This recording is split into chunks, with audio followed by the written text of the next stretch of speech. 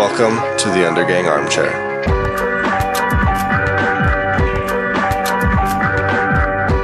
Okay, welcome back everybody.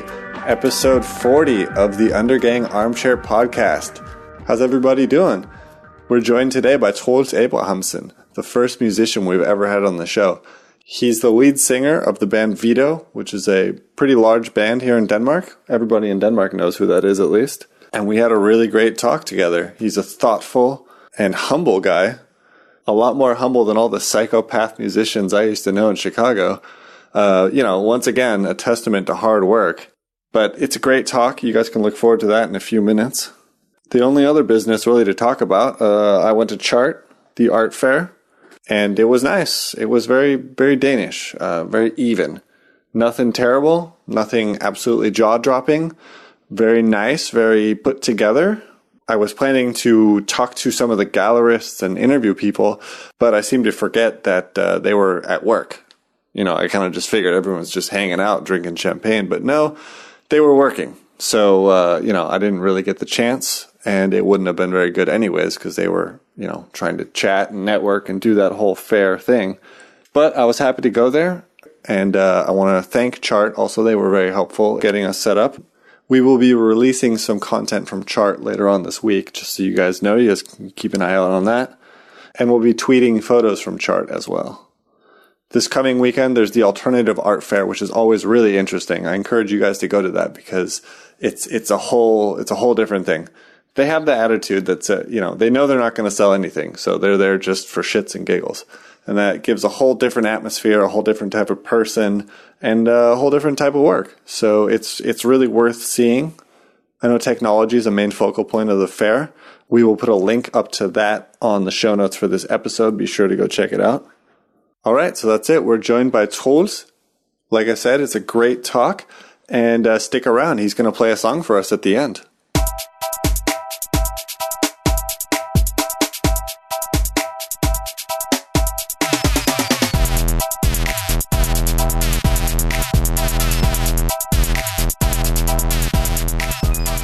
A few weeks ago, I went with my daughter to the Disney store, and it was the first time I was there. And I was you could really just feel that it was an American chain, right? Because they were obviously been taught how to. Hi, how are you? Yeah, exactly. How to do customer service right, because you don't get that in Barrasso or any of the Danish chains at all. Well, that's the thing, because I don't think that everyone should be on that level of hi, how are you doing today? Not at all. But you could be nice. You could. Or it's the thing when traveling in the States, I was kind of the first times I was there. I thought that everyone asking how you doing, how's your day, and didn't really they didn't ask because they wanted to know. It's just courtesy, and it took me a while to figure out that it was just courtesy. Yeah, and you don't get that in Danish stores. No, but so in theory it's fake, right? But on the other hand, what's better? But it's not necessarily fake. It's just it's courtesy. That's just what it is. It is a common agreement that we treat each other with this level of respect. Right, and you don't have to say you're doing good too. I mean, you can be I'm not so good today, and then we'll go, I'm sorry to hear that, and that's it. They're not going to be tell me about it, because then it's really weird. You're checking out your groceries and whatever, but you don't have to lie or put on a fake smile. You're just, like you say, it's just that basic, here we are together in this social situation. Yeah, that's what it's, that's why it's called common courtesy. That's because it's supposed to be common. It's supposed to be something that, the least level of courtesy we can expect from each other. Yeah. And I think that's really something that's missing in Denmark. And they're so slow making coffee. Yeah, well. But I mean, if there are no tips to, if the tips are not, part of your salary, then, there's no reason to, because you get your pay either way. But for me, it still goes beyond that, because I won't go back to a cafe where they're dicks. No. And that means they might not get their pay next time, or, and also just how do you want to live your life? How do you want to interact with the world? Yeah. Do you want to be sour because you can? No, but I mean, don't you think that many people that work in the service areas in shops or anything, they maybe I think most of them feel they work there as a, it's just a phase, they're going someplace else. Yeah, so, it was for me too, but like, again. No, but if you want a career in something, then you put an effort into it. But if if you're just trying to, pay the bills, then.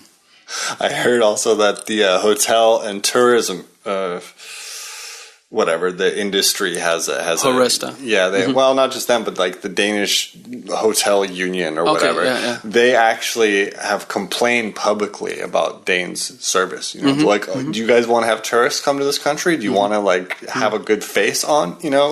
Maybe you should say hello. Maybe you shouldn't make people wait 20 minutes. Maybe No, exactly. But I mean, the French have that reputation also, but people still travel to France. True. Actually, there's down at Israelsplads, there's a very nice French cafe or restaurant, and they're all just really, really French. They're dicks. They don't talk to you. They don't say anything, and they're drunk all the time. And that's just. I mean, I think charming. Though. It is because it's. I mean, it's just like being in France.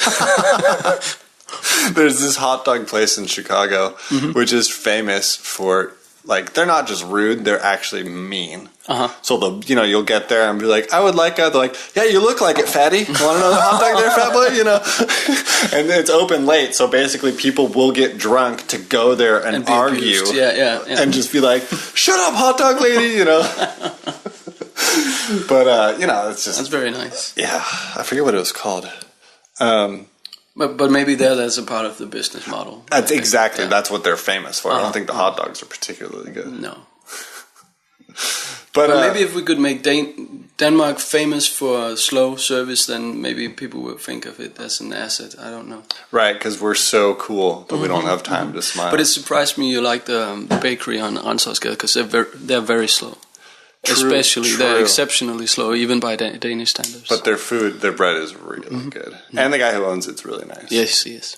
I'll give them a pass if it's really, really, really quality. And then I'm like, okay, you're a genius, and geniuses are crazy, so you get that. So you have to wait for it. But if it's not even that good, then no way. No.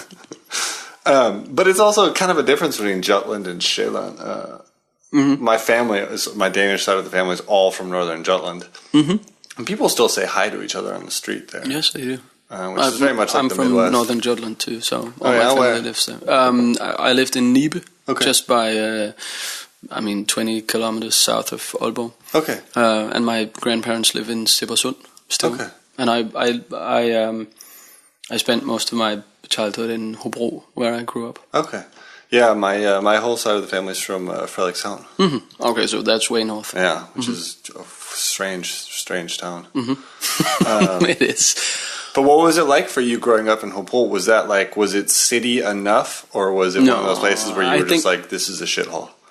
I think when you're a kid, you don't know that's what you're thinking. Right. You're just like, something's wrong. Yeah, something is. I'm not good at sports, so. Right. So. What was there for me to do? And my mom is an old communist, and that's not. Ooh, that's not popular around there. Man. Not very unpopular, yeah. But how'd she end up in Hobro then? Just happens. She met a guy and had some kids, and then you don't just pull the kids out of the city because you get divorced, and so I think they agreed to just stay there, and the minute that the last of her kids moved. Then she moved to Copenhagen too. So. She's moved with you guys. We're all grown up now. Yeah. But I think maybe in my teenage years, I knew that this is not the place for me. What about music? I mean, was that offered in school or? There was a music school and there was music in school, but I mean in the public schools, it wasn't. None of the schools I went to was very. They weren't oriented towards the creative trades. So, right. But there was a music school, and I had a little, piano lessons and singing lessons. But I mean, it was really when I went to after school. I don't know what it's called. We don't really have that in the States. It's a school in between high school and middle school, kind of. It's like and usually it's boarding school, right? You go away from home. But this was, and I was there for 2 years, and they were very. Creatively minded, maybe too much. So, But I mean, that was probably just what you needed without knowing. Yeah, it was, and I had some good experiences playing music and met some great folks, and Is that where it started for you in a way? Yeah, it was. I still play. I went to that school with the bass player of my band. So okay, where was that? Just down by south of Aarhus, between Odder and Hov. Okay. Hov. Yeah, Hov. That's where the ferry for Samsø lives. Oh, right. Mm-hmm. So that's the only traffic there is as people go into Samsø. Oh yeah, that's a nice island actually. Mm-hmm, it is. But I mean, what happened? So there you are in a place where you can play soccer, or I don't know what's the other plan? No, there is no plan. You can, you can play soccer, or you can play soccer. Right. Yeah, or if you're a girl, you play handball. Right. So right. But it must and they're good at it in Hobro. Actually, we have a lot of famous sports people coming from Hobro. Okay. Tom Christensen, who won Le Mans race. Oh, the race car driver, yeah, he's big. And the football club of Hobro has just moved to the Superliga. Okay. Yeah, that's a big deal. You still have the hometown pride? I'm kind of regaining it. Right. I've always denounced the city, but now I'm just like, maybe they're pretty good after all. So yeah, I'm wondering what's going to happen with Jutland, because it doesn't seem like it can last. Jutland as a whole? Or? Well, I'm just wondering, because I go to Frederikshavn and I look around and I look at I see young people there, and I can see that look in their eyes where they're like, what the fuck? You know, I need something else. There must be something else. Yeah. And I'm not one of the people who says that Jutland's a terrible place. I'm not one of the people who says they're just a bunch of hicks. I think they're essentially like anybody else, right? They just they happen to live in an area that's like that. So something's got to happen. I think that maybe if you look at Denmark size-wise, geographically, then it's the size of Los Angeles, right. Which is, I think that maybe Denmark has become even smaller over the last 10 years or 20 years. So I think many younger people know that, but how so that there smaller? is a how so. You it mean like becomes less small? people, or no? Just the distance you have to travel from one end to another is getting shorter. Right. In time wise. Right. So I think there's a psychologically there's kind of a shift in how people think about Denmark, that if you grow up in Hobro, you don't have to stay in Hobro, and people know that. Whereas when I grew up in Hobro, it was on the brink of a lot of my friends still live in Hobro, and I think maybe some of them do it because they didn't know what else to do. Right. And that's what I think. Maybe I'm not saying it won't work, but like, I just don't. I wonder why that there's only 2 cities in this entire country. Aarhus and Copenhagen? Yeah, I mean, okay, actually, I kind of like Aalborg. I think people in Aalborg will disagree with you on that. I apologize, Aalborg, because I actually secretly like you a lot. Mm-hmm. But I just wonder why. Okay, let's say, again, Frederikshavn. I think there's 25,000, 30,000 people there. Mm-hmm. There's enough people to do something. Mm-hmm. There's an art museum. There's there's stuff goes on there. Yeah, it does. Just not as regularly as right, and not enough to have young creative people stay there. No, but that's the problem with having a city like Denmark. That's why I mean, what I mean about Denmark being the size of LA. In other countries, when I've been touring in Germany, for example, and you can go to Hamburg, where there's 7 million people. And you can play concerts even as a band the size of mine. Right. But you can't do that in Denmark. But we insist on thinking about Denmark and Danish cities as when people call Copenhagen a storby, then that's just wrong, because it's not a big city. Right. It's just the biggest city. It's just the biggest city, and then by default, the next biggest city also thinks, I'm a big city too, right, because I'm half the size. But it's not. Aarhus is not a big city. No, not and at Aalborg all. is not at all a big city. Yeah. But we keep doing all these moves, economically and psychologically, where we tell ourselves that we're a big country and we have big cities, and we have something to give. But when it comes down to reality, if you open a club in Aarhus, then you can't expect people to come Monday through Sunday, because people only go out Thursday, Friday, and Saturday. Right. what are we gonna do? But there's not. I think we just need to, come to terms with the fact that it's just hard in a country that's 5 million people to make things work like they do in the rest of the world. Right. But it does seem also like, the world itself is becoming more urban. People are moving to cities more and more. And it's also happening in the Midwest in the US. It's draining. People are leaving. Its population is dwindling while the cities are exploding. I mean, I guess one day Jutland, maybe you can buy, 100 acres of land for $15 and start the hugest pot farm in Denmark or whatever. It's just strange. Like, it seems like it's going to have to change at some point that everybody wants to live in Copenhagen, for example. Yeah. My dad lives on Læsø, the little island in the north of Denmark. Every other house there is for sale. Yeah, but I think people keep thinking about this urbanization as a negative thing because it kind of there's a subtext that it's kind of alienating us from nature, which I don't think. If you look at how the cities are evolving, not only in size, they're not only getting bigger, but they're also getting more naturized in a way. There's more green areas. Especially here in Copenhagen. Yeah, this is one of the best cities I've ever been in terms of like parks and open space and respect for the people who live here. And in fact, Copenhagen did that thing in the 70s where they tore down half the buildings in town to create more open space. Yeah, and that's because when you think about urbanization as a dystopian thing, then it's just people piled on top of each other in small apartments. But that's not reality. Reality is that the cities are expanding because obviously more people move there, but there's also getting built more recreational areas and more more services for the people who live there. Right. I think I don't think urbanization is a bad thing because I think it's a move towards maybe optimization also because it's more environmental. They say you use a lot less per person. You burn a lot less CO2 and et cetera, et cetera. But of course, when I go to Sibersund just by Limfjorden in northern Jutland, which is a completely idyllic area where people have been fishing for eels and it's the same thing going on. Shops are closing and houses for sale. Right.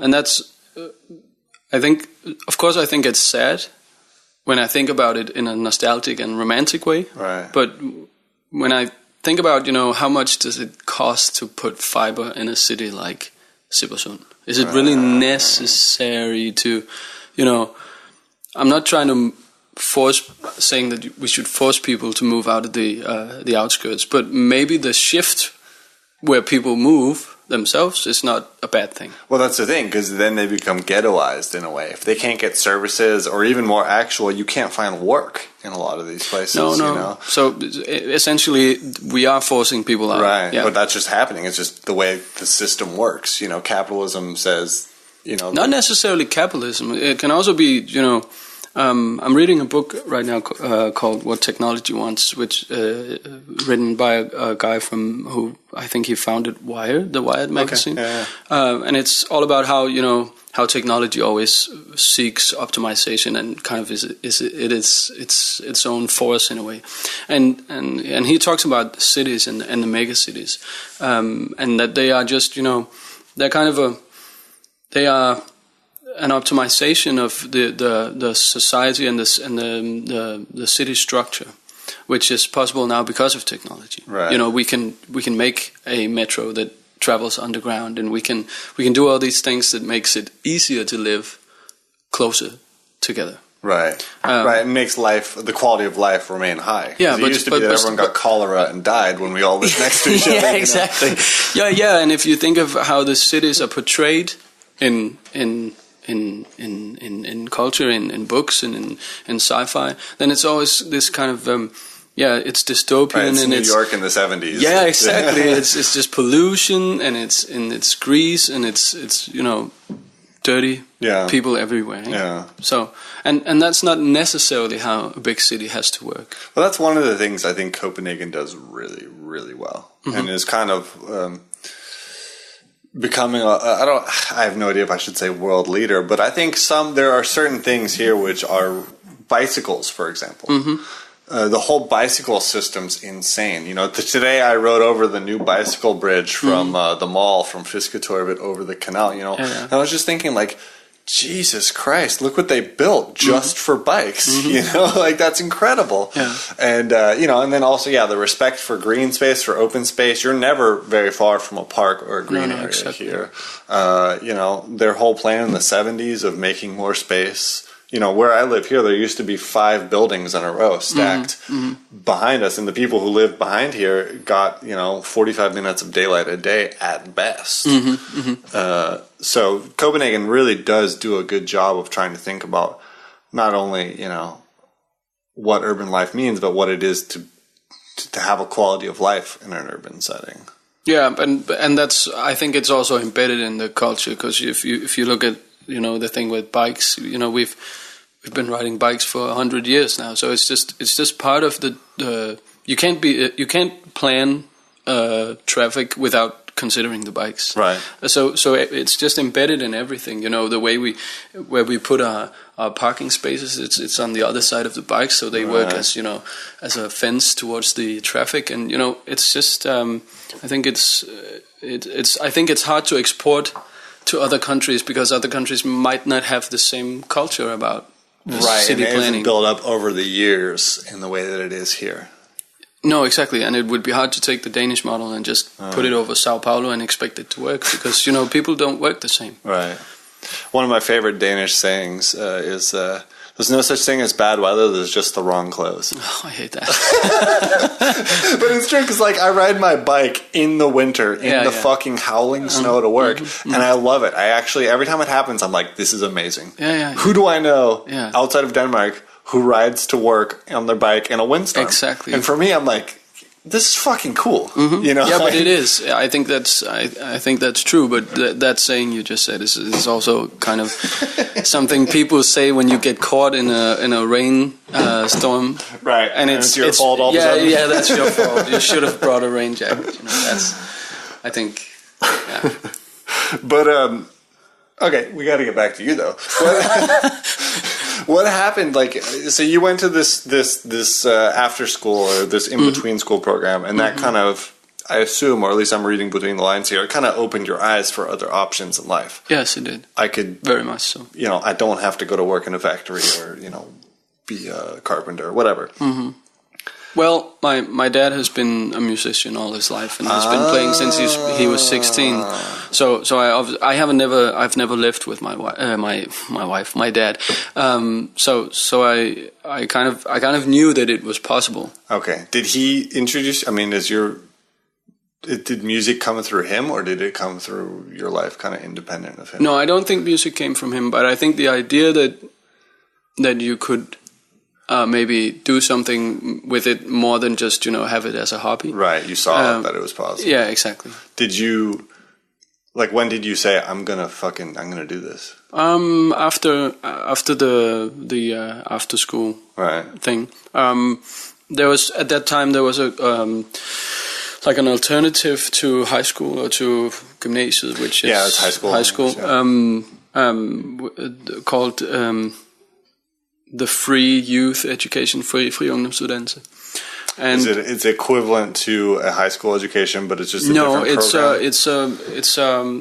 It was, because it's closed now. It was an alternative where you could kind of combine courses from different schools and internships and own projects into one education that fitted what you wanted to do. Sounds smart. It is smart. The trouble was that there were some people that abused it, as is with every free education. Right. And the first thing the new government did in 2001 was to close down that education. Right. So I was one of the last years of that. Okay. And was that basically in order to play as much music as possible while getting an education? My friends all went to high school, because that's in Denmark, gymnasium is what you do. Right. And that's kind of it's an entry education to right, a lot of other path to to university, for example. Yeah, and I knew that I didn't want to go to university, and I didn't want to spend 3 years doing math and getting hammered every weekend. Yeah, well, I could do that on my own. So I took this education that allowed me to have. I had 6 months in Randers at a school and 6 months in Aalborg at a school, and then I was an intern at Feedback Studios in Aarhus, which is a kind of a legendary studio that a band from Aarhus started in the 70s. Okay. It's closed now, and all that was kind of while my friends were getting hammered, as you say, every weekend. I was working on music. Right. So when they were done, and some of them decided I want to do music, then they were 3 years behind me. Right. So that was and I could see it a few years later that it was a huge advantage for me. It really is, and I can't stress enough for young people that you have to find the people who are doing what you want to do. Like you went and worked in that studio, it's so important. When I was done with high school and everyone was going to university, I took a year off and worked in a camera store, sold cameras. Yeah. And I learned more about photography there than I ever did in school. Yeah. And this is where professionals shopped and you talk to them, and it's just that's the sort of thing you really need to be doing. And, don't worry, there's also time to get drunk. You don't, you don't just, you have time to do everything.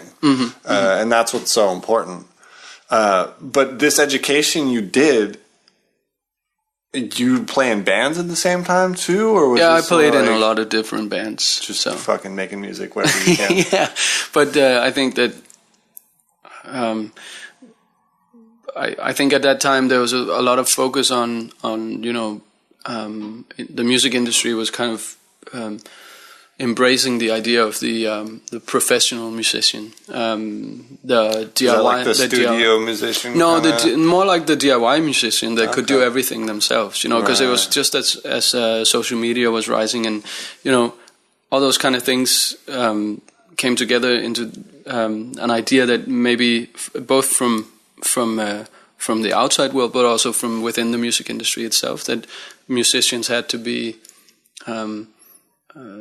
able to do everything themselves, and even maybe be record themselves, and be the manager, and do the promotion. And so a lot of my time went with trying to build skills in those areas. So and I think maybe over the last couple of years, I think there's been a counter reaction to that, because not all musicians can do everything themselves, but it's kind of expected now that that you have a demo, because of course you have, because that's what you do. Yeah, you just record it yourself. Right. Right. Well, that's actually the same in the art world.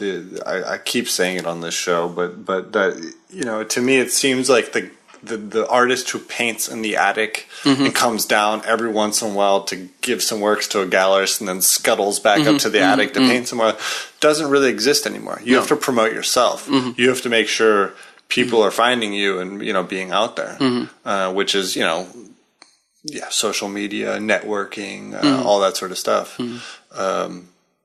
There's a few, but for the most part, you have it's the same. You have to do it yourself. Yes, you do, but maybe you should also consider if you could get someone else to do it, because it can take away from actual work time, and it does most of the time. Yeah.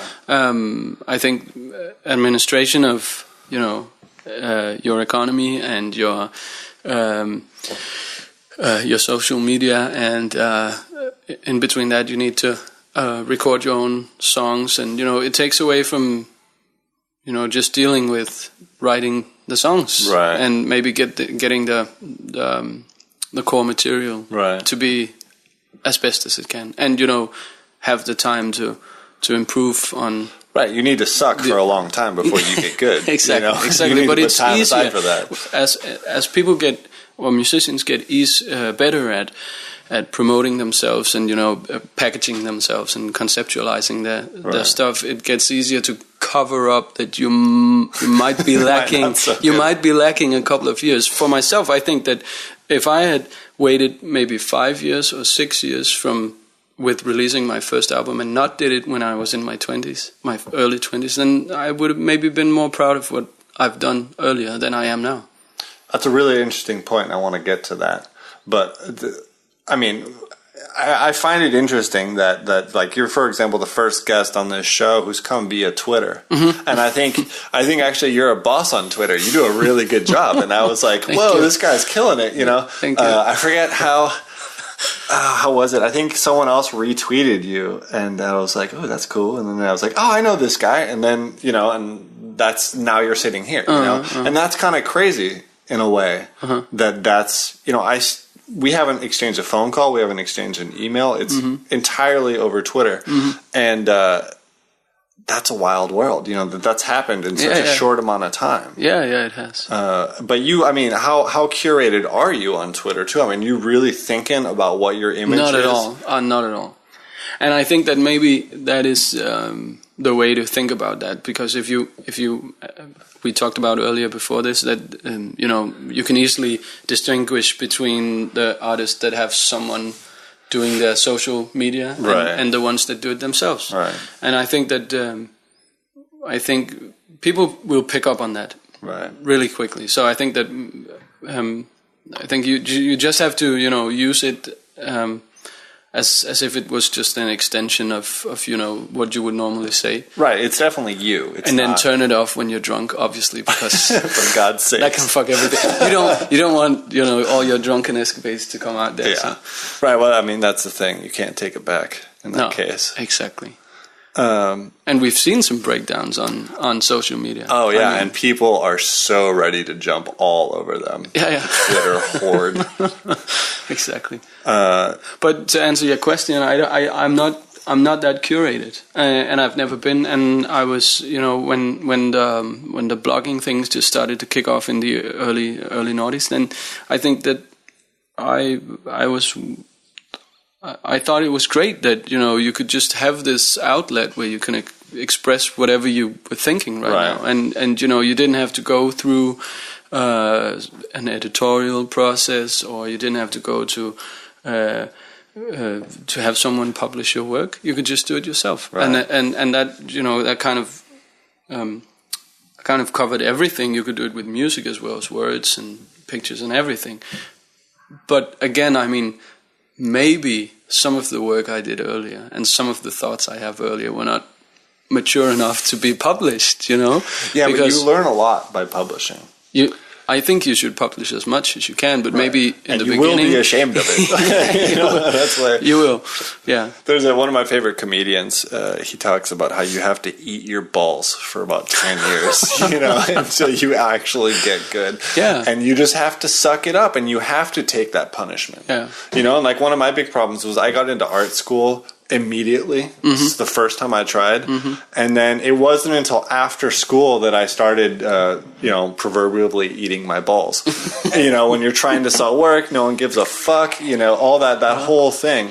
And so, you know, in the last 5 years of my career, the best things that have happened to me have been the piles of rejections I've been getting, because it really changes the way you look at what you're doing. And you know, you mentioned earlier you had a friend who flipped out about a rejection.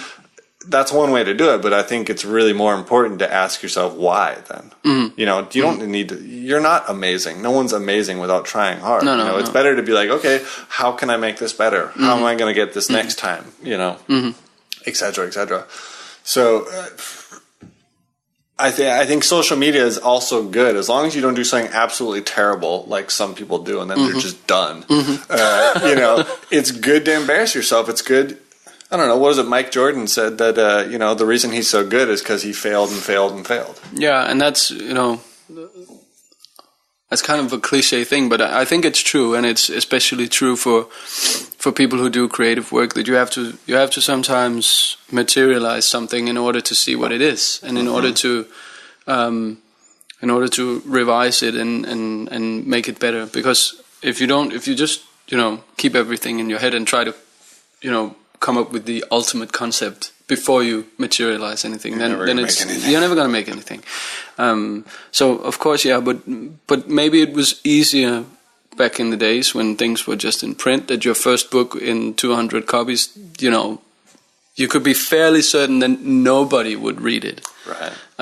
But now it's just like all pieces of works are equal. Right. Because they all have the same platform to be on, and it can be distributed and copied indefinitely. Right. So there's no physical limitation to how widespread a work can be. Right, and how long it lasts. Yeah. What about so you? I assume you moved to Copenhagen after that, and you started making music. Mm-hmm. And this must be the music you're talking about that you're not so proud of anymore. No, I lived in Aarhus for a couple of years before I moved. I only moved here in 2006. So. Oh wow, okay. So Veto started in Aarhus. Yes. Okay. So. Was Veto first, right after school? Did you guys start playing music, or no? I've always played with the bass player because we went to the school together. But I think that, and he was in a band, and it's all a blur because I don't take very many photographs, so I can't remember my youth very well. But I think that maybe we met. I met his band, and I produced something for them. And because I knew how to record stuff and make it sound okay enough for MP3s at the time, right. and then their lead singer maybe backed out of the band, and I jumped in, and then that was Veto. Yeah, and that was how it was made, and then I can't remember the exact chain of events, but. Did that happen, like, when you guys started making music, did you immediately start getting work, or was there a period of playing in shitty bars on Tuesday nights? There was obviously shitty bars, but I think that we were pretty determined very early, because I had worked for, relatively long period on music and tried to, maybe just get a record deal, and, and the guys had done the same. So, and we were just all kind of tired with, chasing the record deal. So we just decided to just try and, make the music we wanted to make. Be professionals. Yeah, not necessarily professionals, but, just be artists maybe, and just try and not consider what was outside the group, but just consider what we wanted to do inside the group. Right, to take the music seriously. Yes. And that... I think we maybe played for a year and a half before we had the record deal, with the Danish rap label, which was a rap label. Yeah, that was very weird. It was I think they needed to find something beyond Danish. Right, they were trying to rap branch because out.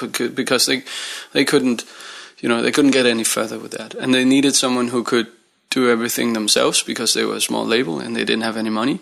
So they couldn't pay for recording time, and right. And that was us. And they gave us complete freedom to do what we wanted. So we had the absolute best start we could have of the career. Was that a time in which you could make money selling music, or had it already bottomed out? Had Napster?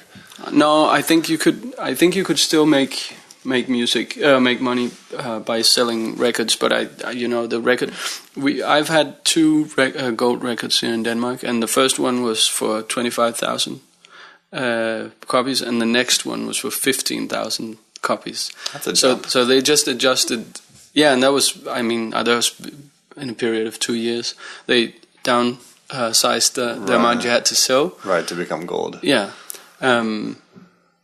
And that's, I think CDs are now maybe 20% or 30% of the whole cake of sales. Well, they talk about, selling 100,000 records is a big deal. Like Rihanna sells 100,000, 200,000 records. But honestly, I don't know. I don't know how. I think a lot of people are angry with Spotify and angry with the way that, streaming is taking over and the model is skewed. And but I don't think that anybody knows how it's going to work, because what happens when streaming is the whole thing, right. when that's just what you do, what happens then? Right. And it's certainly unstoppable. It is unstoppable, but I think that we just need to maybe stop wanting everything to be like it was in the old days, because we can't have. I've heard people in some of the interest groups. I don't know what it's called, fagforening and like unions. Unions, trying to putting off suggestions putting on suggestions that you should somehow illegalize streaming in order to make music CDs. Right, that is so futile. It's kind of it is, and it's. It's in what other area of the world would you do that? I mean, why would you do that? And what would happen if you illegalized streaming? It would only lead to more piracy because you're not going to stop. You had to illegalize. You had to live in an Amish society to do that. Do you have trouble? I mean, because you are a person who A, loves music, and B, is very interested in technology. Do you love technology? Can we say that? I don't love technology. I'm very fascinated. Engaged. Yeah, I'm very engaged. So is that a conflict for you as a musician who makes money selling music? No, I mean, I have a Spotify account, and I haven't bought a single CD in maybe 3 years. Wait, hold on. Do you just illegally download music, or Spotify is legal. Right, so, and they do give a couple of pennies to people for playing. Yeah, you get something. Yeah. I think I got 1,000 kroner last year. Oh shit! Yeah, before taxes, which is 50. Right. So you got a dinner at a nice restaurant. Yeah. But that was kind of, I don't know. I don't have anything to hold that up against. I don't know what that means. I don't know what I think I had 44,000 streams. I don't know if that's a lot or if it's a few. I don't know. Well, it's a brave new world in a lot of ways. Exactly. And that's what I mean. I don't think, as long as it's not, I think we just have to move on, and then we can. It's not going to be like this forever. Maybe we can, negotiate again in 2 years when everyone is doing streaming. Well, it's not like music's going to go away. No, it's not. Did you? I mean, okay. So when you guys started actually getting a record deal, did shit start taking off then? Is that when you started perhaps touring or ending up on TV or any of that? No, not on the first record. I think it was on the second one where we had, ironically enough, we had radio players, which is, I think, this weird medium that you don't. It's a media that radio is not. Nobody knows if it's important anymore, but a lot of people listen to. And you can definitely feel when you get the airplay. Right. In terms of interest. In terms of interest, and you can also feel when you don't get the airplay. Right. Was that Crushing Digits? Is that you're saying? Yeah. Because I moved here. When I moved here, you guys were a big name. Yeah. I think that was partly because we were played on the biggest radio station in Denmark. Right, and you guys played some awards festivals. Yes. My girlfriend actually saw you guys play at Veto. Which is the big concert hall, one of the big concert halls here in town. And that must be 2007, 8-ish? Yes, I think 7 or 8. I think Crushing Digits was 2006, 7, something like that. What does it feel like to end up on stage at I mean, you also played Roskilde Festival, right? Yeah, I think it was very natural for us because we had the whole build up to it. I don't think we felt like we were thrown into success. But didn't you ever have that yes, I fucking did it? Yeah, I think when we played the big stage on Roskilde for the first time, actually not the orange stage, but the one that's the old one. It was called Green Stage back in the days, but now I don't know what it's called. I've only been for one day. Arena it's called. Yeah. Okay, yeah. That's an amazing stage to play because it's a tent, so people are kind intimate. of it's very intimate, but at the same time there's room for 20,000 people in there. And it was just, I mean, that was mind blowing, and everybody knew the songs, and we were at a time where our set we've kind of moved beyond the place where we just had everything in the set, all the material in the set, because we didn't have anything else to play. So we actually could make a set that was songs we all liked and all agreed on, and we didn't have to play that one song because we had to play for an hour and 50. I mean, you were what do they say? World famous in Denmark. Yes, we was. Is that I've actually kind of wondered that. Is that the sort of thing in Denmark where people stop you on the street, or is there a lot of respect not at all. I don't think. I think you maybe have to be I think you have to be an American artist or something to experience that. I don't think you get that in Denmark. Well, I know people here are not, in public, people give a lot of space to each other. There isn't a lot of like just chit-chat in public. Exactly, and, like, yeah. You know. No, but I think the people that have come up to me, because I have had people come up to me, and also in situations where I not necessarily would think it was a good thing. Yeah. You know, when you stand in line in the mall, or I don't know where, as a, you know. Right, some sort of weird mundane thing.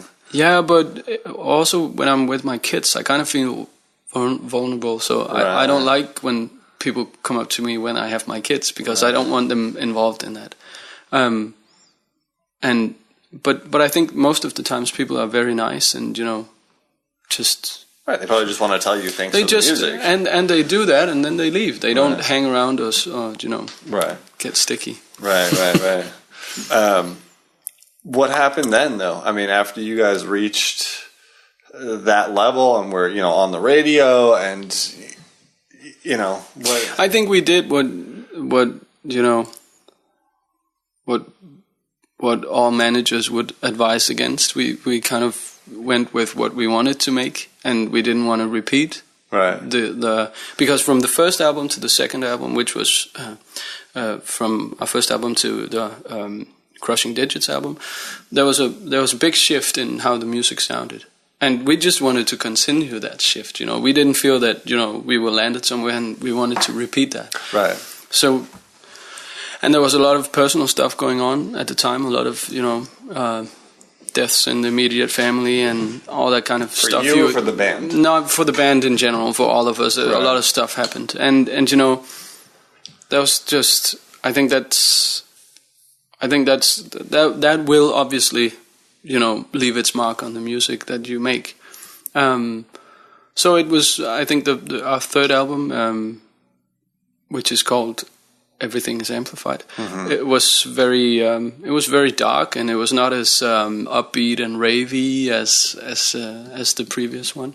And I think we paid the price. Our audience was slashed in half at the concerts, and you know, we didn't sell nearly as many records, and that was partly because we didn't have the airplay, I think. Did that hurt?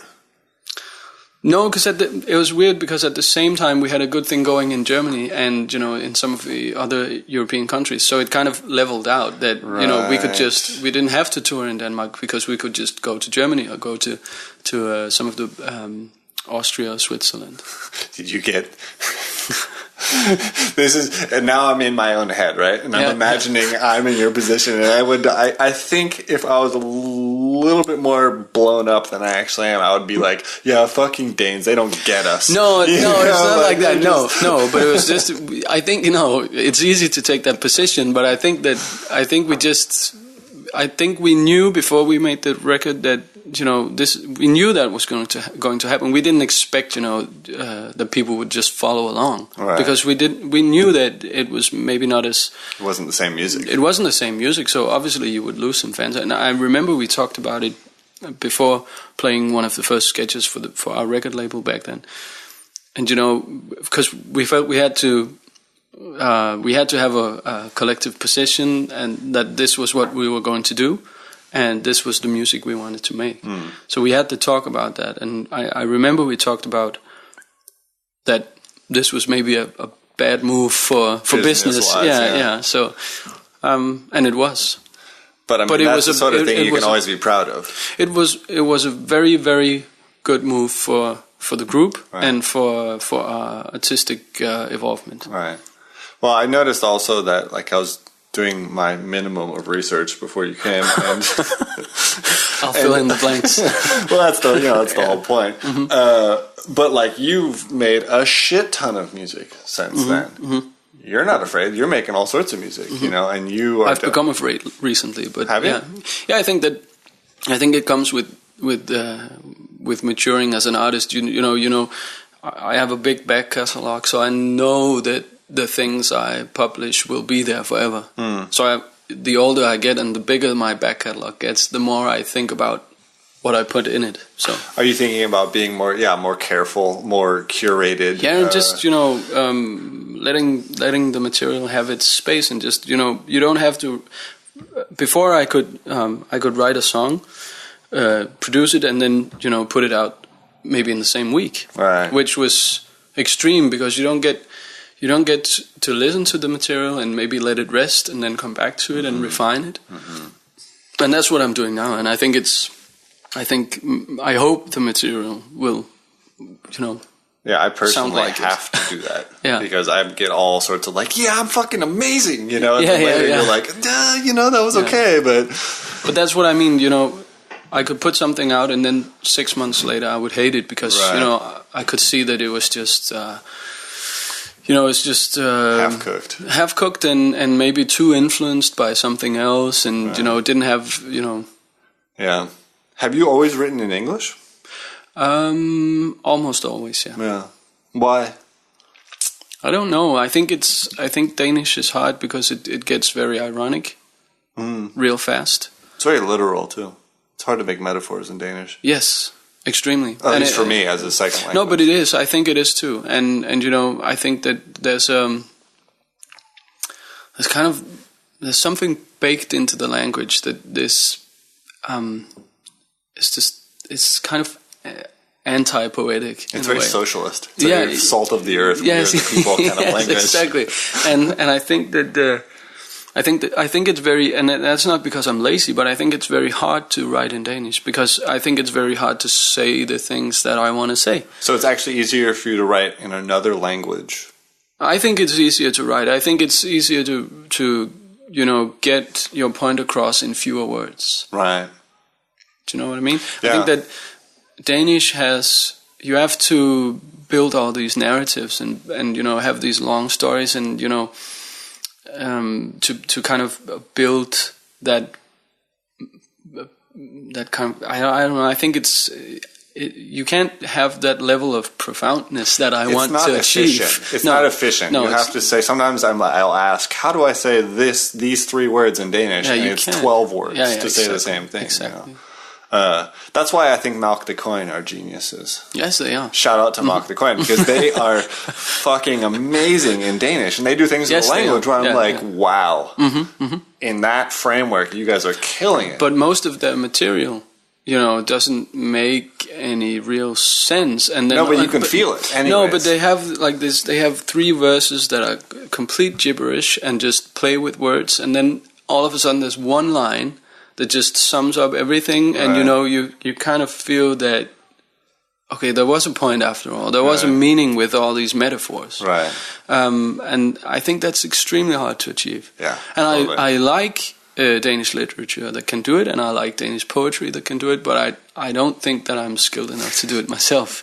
And it's not the upbringing I have. I was brought up with English spoken music, so. Right. I guess that's the other thing. I mean, Danes are so used to English in terms of their culture, in terms of what you listen to, what you watch, what you read, etc. Did you guys ever do the whole? I know, like Kim Larson. They tried to go to New York to blow up in the U.S. They tried that, and ate their balls. Yeah, of course, like every other Danish band that tried. Did you guys try that? We didn't try it in the way that we didn't move there. Right. We didn't do that, but of course we had to try and play in the States. Right, but I think as soon as we realized what it took, I think we thought we don't need to do that because we were no, but it is not fun. Right. I played the Viper Room in Los Angeles, which is this renowned That's a club. big room. Yeah, it is, and it was something that I've heard about the Viper Room, and and we were playing there during. I don't know. I think we were over there for South by, and then we flew over to, and then when I came in there, I was just disappointed because it looked like this cheap strip club, and our sound guy had to lie down doing the sound because he was up on like this tiny room up under the floor, and we had to pay $50 to do the sound check, which is something I'm not at least used to. Right. That's America. They fuck you on the back end. But that end. was just. I mean, yeah, but that was just. I think we thought. We don't want to, go for this immediately. I think we can wait. So maybe we should just try to expand where we are. Right. And the obvious thing to do is play Germany and play the Nordic countries, and because it's close by and you can go there in a car. Right. So I think we've always had, and I've always had that, bottom up approach instead of the other way around, because we can't expect to blow up in the States, because you can drive yourself crazy trying to pull that kind of thing off too. And you have to have just the right setup with the right management and the right label and the right Twitter personnel. Yeah, exactly. I don't know. I think it's never been something that I've wanted to do. Yeah. I think if it comes naturally, then yeah, fine. I love to play in the States. It's always been fun to play, but I don't know. Yeah. One of the things I keep kind of thinking about, and I want to ask about is vulnerability. Mm-hmm. To me, one of the most vulnerable things I could do would be to sing for a large group of people. Mm-hmm. I'd pretty much rather put my eyes out with chopsticks. Like that sounds absolutely wretched. Mm-hmm. Was it hard to train yourself to open up on that level? I mean, it just seems like you're so vulnerable when you're singing a song that you wrote, music you wrote in public. How do you mean vulnerable? I mean, like you are not in control of your art and your heart. I mean, really, it comes from your heart in that way. So you are opening your heart in public in a way which, as soon as it's done, you can't take it back. No, but I think because I had an early start to music and an early start to playing music, because many of the schools I went to, it was part of the training, to get out there and play some concerts. Right, so it just started right away. Yeah. Well, that's actually another thing about Denmark, now that I think about it. It has a beautiful tradition of song. Yeah, it does. Yes, and it does. People gather and sing for events. And God forbid you have Christmas without singing a song together. Like that sort of thing. Where in the U.S., that's pretty much gone, at least in my world. I like singing together in the crowds, and I mean the school I went to, the after school, that's a part of an old tradition in Denmark where singing is embedded in it. We had a morning meeting where we sang a couple of songs from Højskolesangbogen. Right, which is like the classic Danish folk songs. It's pretty amazing, I would say, and I think that's one of the really beautiful and touching things about Danish culture. Mm-hmm. I was just on Læsø, and they the island in the north of Denmark in the middle of nowhere, and they had once a week a group song where they sang the sundown. At sunset, everybody gathered and sang some songs, and it was just kind of like, yeah, why not? Motherfuckers, let's get together and sing the sundown, that's the coolest thing ever, but that doesn't happen. I mean, I guess the closest thing to that is a bunch of fucking bongo playing hippies, but drum circles and it's actually pretty weird, because we, as you say, as single people, we don't really like to put ourselves out there, and we don't like to maybe open ourselves up, and singing is maybe one of them. Right. The places where you really open yourself up. And I think it's a good thing that we have that tradition, because it kind of balances out the misanthropic view of people. Well, it's that whole weird thing too. People talk a lot about Jante's law here, and you shouldn't act like you're different than anybody else or better than anybody else. But I wonder how true that really is. Yeah, I wonder the same. I think that maybe Janteloven can be an excuse for not having, maybe sometimes not having the skills to do something good enough. I don't know. Or just the balls to try something. Yeah. I don't think I haven't experienced Jantelov at all. Right. I mean, has anyone ever been like, you're not special, stop trying to be special? No, but I don't think if you're bragging, then yes. True. But if you're not bragging, if you're just doing your thing, then that's I don't think people will put you down over it in Denmark. But I think that we don't like, as a general rule, people who just, you know. Right, no name dropping in Denmark. No name dropping. No name dropping, and no, you know, don't overpromise, and don't, you know. Right. Ooh, that's something I need to learn. I wonder sometimes too, because I consider myself like, you know, I'm pretty Danish. I get this shit, but sometimes I think like people look at me and they're like, "Whoa, dude, that's not, you know, that's not the way we do it." But I do think that Jantelov was probably like a cause which is invented after the effect. You know, like people, that's a cultural thing, which then they were like... it's a description of how people... Right, not the reason, but... No. Finally... Are we done already? No. Never. That's good. I want to know about technology, because obviously that plays a pretty big part of your life. I mean, you have a job now. I was surprised to hear. You're supposed to be famous, man. Yeah, they said that too. No, but... you clearly are interested in technology, and you're a software coder, right? You do it. Where the fuck did you have time to learn to do that?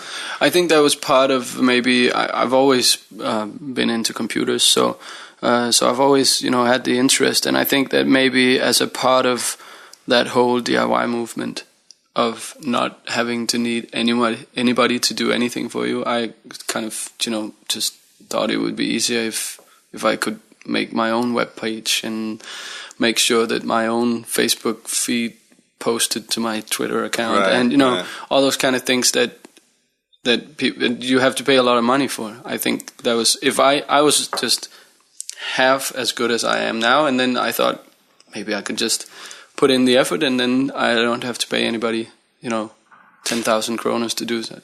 That's true, and I'm in the same position, except for then I'm like, okay, I'll fucking write some code, you know, and then everything goes completely ass upwards. I break everything, you know, and then I can't figure it out. I need someone to come save me anyway. Yeah, and that is a problem. But I think that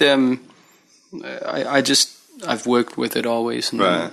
Well, I mean, it is more connected to music now than it's ever been.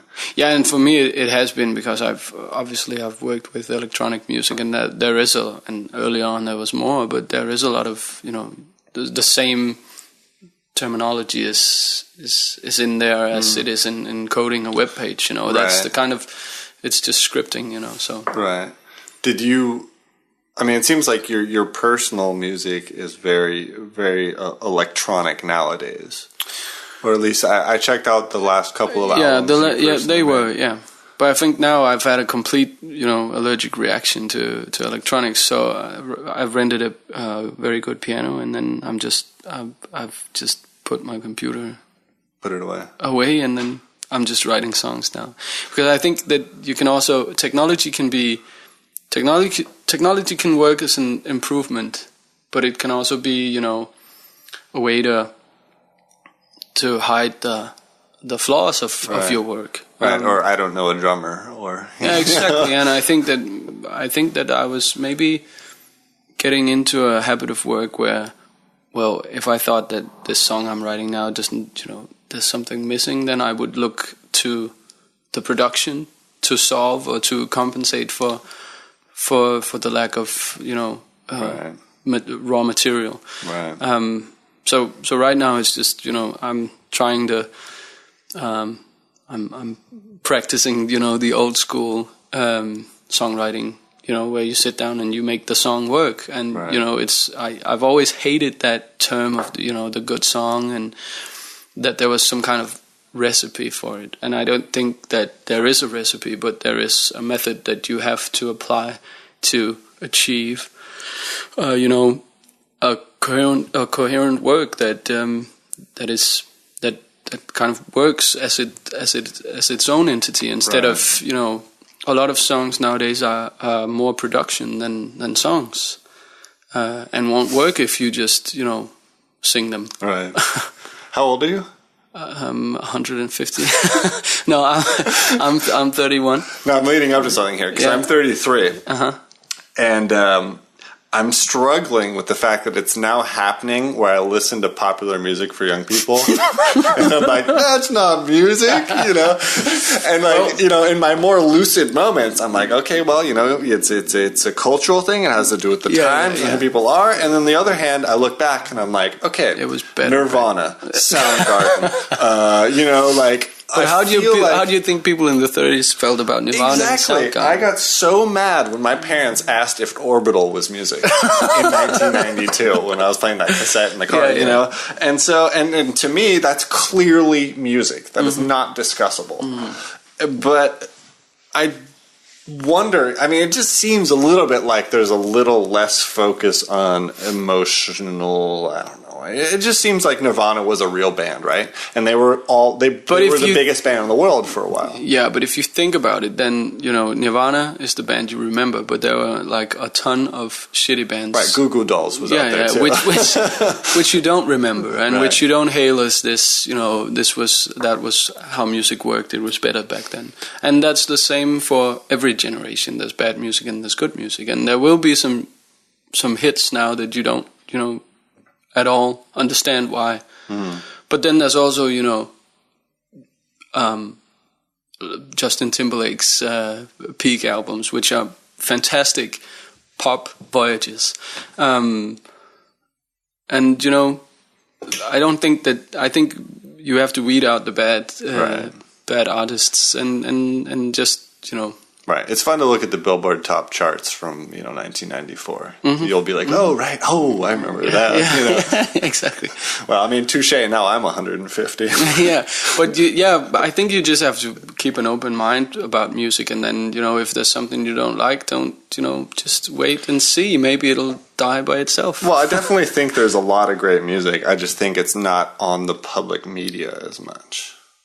You know, because like, well, I mean, you know, again, Nirvana was all over MTV. And I struggle to wonder what's all over MTV now that will still be relevant in 20 years. Yeah, but there is no MTV now. That's the problem. You know, there is no one media outlet. Right. I guess if I was more up on Twitter, I'd find out, you know, or like something like that. You know, I just mean that, you know, social media and the fractioned media in general is a way that allows you to compile your own MTV, right? And I think that a lot of people are still not getting that.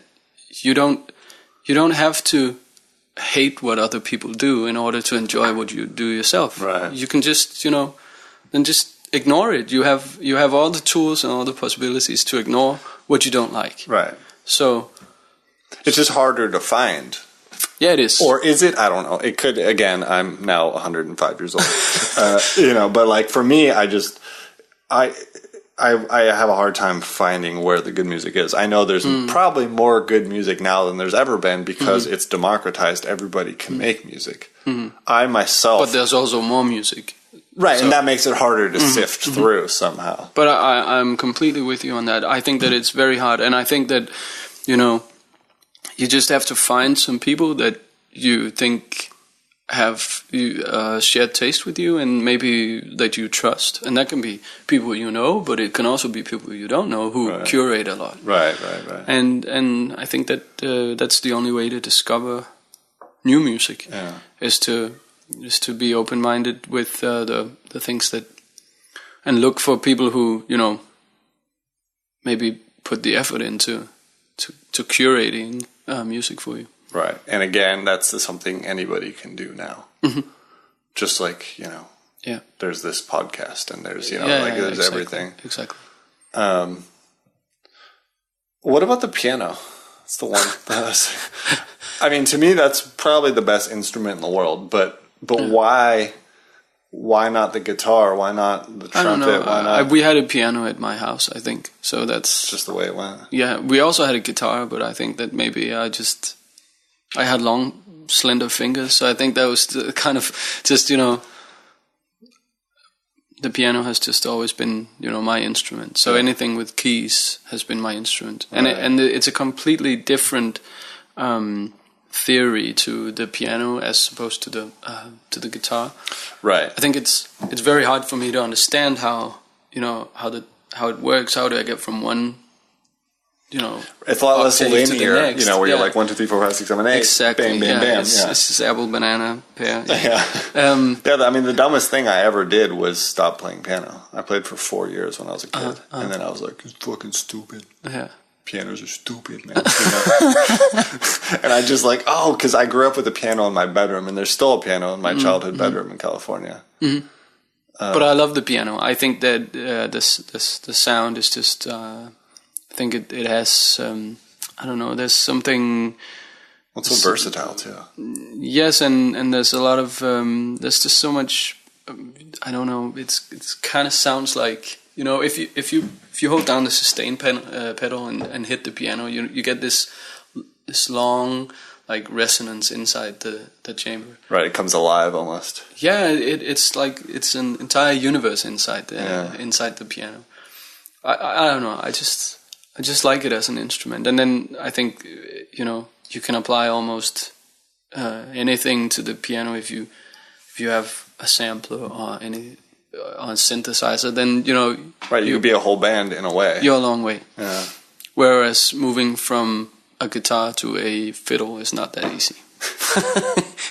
Right, or anything to a fiddle. Yeah. Yeah. But I don't know. I think I've always written on the piano, also before I made electronic music. So I think it's right. Well, I mean, it's how composers wrote. Yeah. Exactly. It's I have a friend who plays bass, and he's really good, and he taught himself to play piano in order to write songs, because it's just you can do everything, you can try it all out. Yeah, but there's also a big difference from. I think you can really hear when people write on piano and when they write on guitar, because it's just. I think, as I said, it's a different theory. So you just kind of the songs you write on guitar are very different from songs you write on piano, because there's another. Way around the songs. Just with the way out and the way you do it. Yeah. I never thought about that. I think I've never written a song on guitar, so I don't know, but it's just a theory. Next. Yeah. All right, well, should we try to fucking play a song here? See if we can figure this out? We can try. Work something out? Yeah. This is unique, I hope. It is unique. It is very unique. I knew we would find some way to do it. That's usually the way I do things around here. Okay. All right. This is one of the new songs I talked about, which I only wrote on piano. So it's always funny to, put it in a different environment than. Is this one of the unreleased ones? Yes, because. That's kind of the test if it works in a setting outside the one that I wrote it in, then it probably works. So great. So we'll see. Yeah.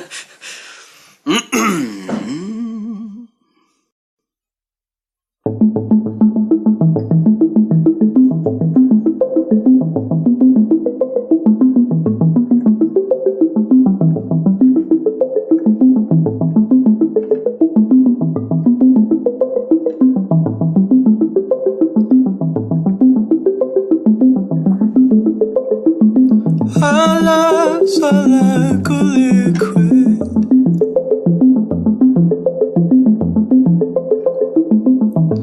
flowing through two separate grooves.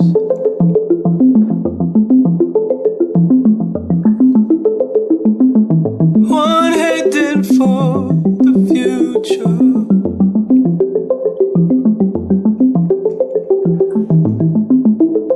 the other for the truth.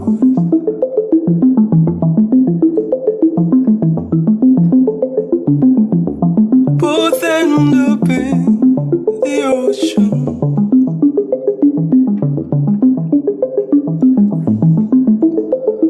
One trickles through so steady,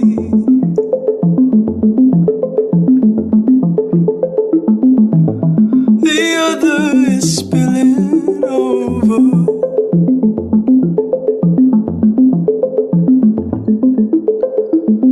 One stream will make you ready,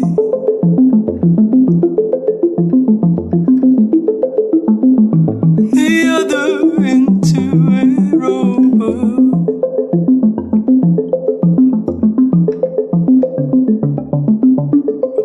end up in the ocean.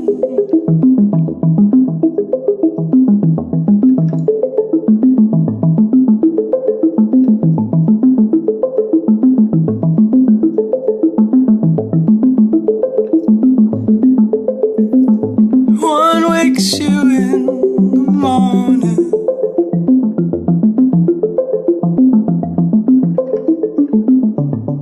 the other in the night.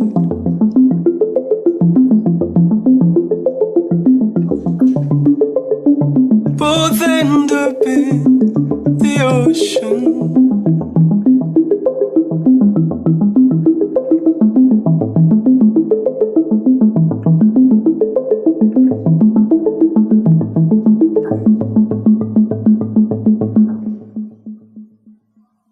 Yeah. And you couldn't hear the I couldn't hear the piano, but it sounded great otherwise. Well, I think that was okay. How did it sound for you? Yeah, it's fine. Great. It's very quiet, but I think that suits it very nice. Yeah. Well, it's it's funny because most of the songs that I've written now don't have a chorus. They don't have like that verse chorus structure. They're like the songs from, more like hymns or something. They just follow the same pattern every time. Right. They have one section, and that section is just repeated. So it's kind of funny to hear it in this. Yeah, it's the first time we've ever recorded music here. Well, I think it's fine. Yeah. So. Well, thank you so much for coming on the show. Oh, you're welcome. Really appreciate it. You're welcome. Funny. Man, that gives me goosebumps. What a voice on that guy, huh? Pretty incredible stuff. I'm really thankful that he came on the show. So shout out to Troels. And of course, there'll be links up to all his music and his online presence. You should definitely check him out on Twitter. He's killing it over there. Just all around talented and nice guy. So definite thanks to Troels. Yeah, and just in my life, for you guys following my saga, shit is crazy. I am in the darkroom right now printing for the show in Barcelona. I'm also printing for a boxed edition I'm making of the works. And I'm applying to other awards. And, it's intense right now, but it's intense in a good way. I'm working on what I'm supposed to be working on. And aside from the fact that I get a little caught up and stressed out here, it's the right thing. It's what I want to be doing. And, as Kurt Vonnegut said, and I'll butcher here, he said something like, you got to look around your life every once in a while and say, if this isn't great, I don't know what is. So I'm working hard for the show in Barcelona. We're working hard on this very show. What are you guys working on? All right, we'll see you guys at the Alternative Art Fair. Remember, you can still go see the excellent exhibition by former guest of the show, Adam Jeppesen. He killed it at Chart. He was well represented. A little bird told me he did well. And he still has his show up at Peter Lau Gallery, so definitely go check that out. All right, cool guys, that's it for this week. This week's show brought to you by Undergang Unlimited. Intro and outro music kindly provided by Johnny Ripper. There are links to his excellent music on the About page on our website. Interstitial music provided this week by Spencer Henswall. Link to his music on the show notes for this episode. Where can you find all this? On our wonderful website, undergang.net. It's all there. Photos, videos, links. It's the place to go check it all out. It ties the show together. You can email us, holler@undergang.net, HOLLER. Tell us your thoughts. You can find us on Twitter, the Undergang on Twitter. We have an app available both for iOS and for Android devices. There are links to that on the website as well. An easy way to listen to the show. You can also catch us on iTunes and on Stitcher Radio. And if you're there, one of the big ways you can help out if you like this show is to write a little review or click on a couple of stars, whatever you feel is appropriate. It helps raise us on their search engines so more people can find the show. All right, you got it, gang. Thanks for this week. We'll see you next week, and remember, it's hard to be good.